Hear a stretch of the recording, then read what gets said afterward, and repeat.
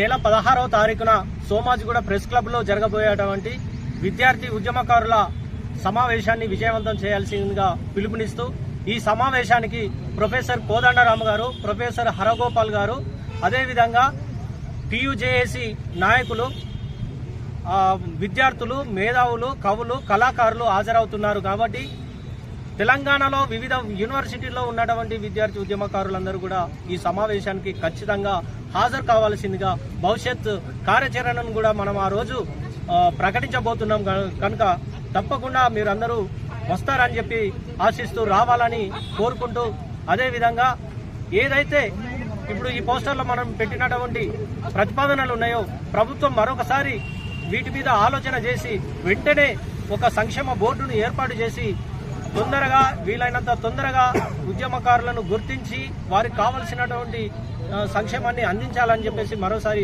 గుర్తు చేస్తూ నాకు ఈ అవకాశం ఇచ్చినటువంటి మిత్రులకు ధన్యవాదాలు. ఇప్పుడు ఉద్యమకారుల సంక్షేమ బోర్డును వెంటనే ఏర్పాటు